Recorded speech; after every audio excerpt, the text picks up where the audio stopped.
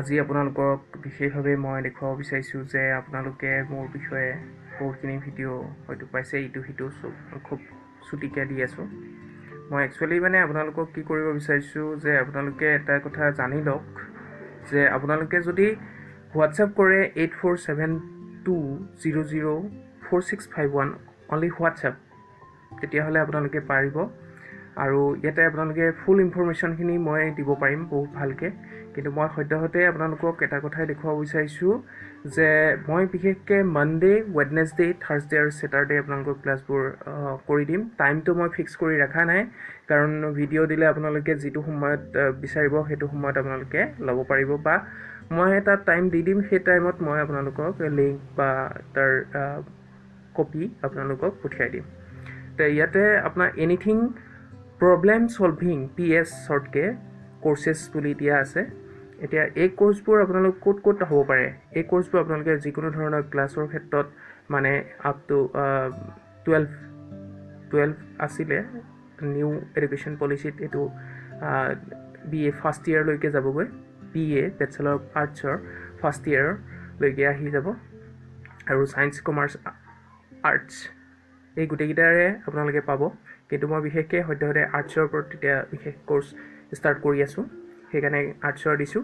ইয়াৰ পিছৰ ছেশ্যনত আহিব ছায়েন্স, তাৰপিছত আহিব আপোনালোকৰ কমাৰ্চ। কমাৰ্চটো বেছিকেলি মোৰ বিশেষভাৱে দিয়াই থাকে, তথাপিও মই আপোনালোকক ছল্ভ কৰিছোঁ।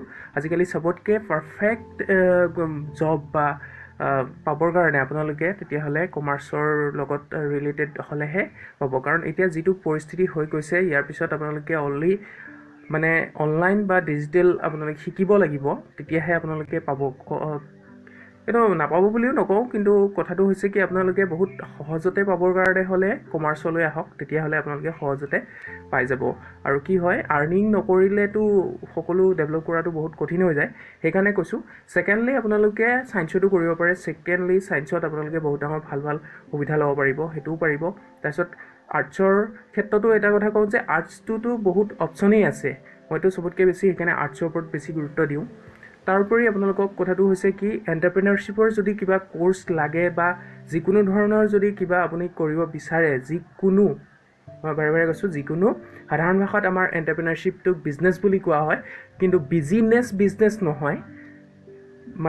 বিজনেছ মানে কি, এইটো এটা বেলেগ ধৰণৰ হৈ যায়, যে কি ব্যস্ত থাকিব লাগিব, মানুহটো নিজে এংগেজ থাকিব লাগিব, তেনেকুৱা বিজনেছ মই নিশিকাওঁ।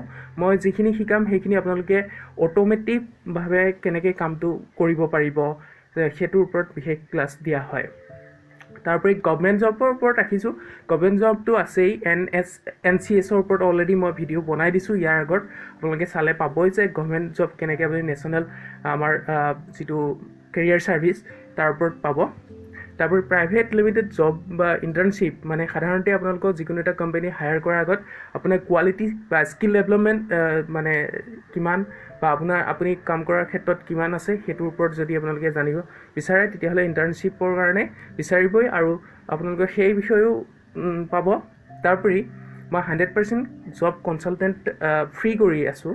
100% জব যদি আপোনালোকে জানিবৰ কাৰণে বিচাৰে তেতিয়াহ'লে ফ্ৰী হয়, কিন্তু যদি গেৰাণ্টিভাৱে জব যদি ফাইণ্ড কৰিব বিচাৰে, এইটো পেবেল হ'ব। সেইটো কাৰণ কি হয়, আপোনাক মই পোৱাৰ ব্যৱস্থা কৰাই দিম, সেইখিনিলৈকে গেৰাণ্টি দিব, কিন্তু শিকিব লাগিব। নিশিকাকৈ কোনো ধৰণৰ কোৰ্চ আপোনালোকক দিব পৰা নাযায়।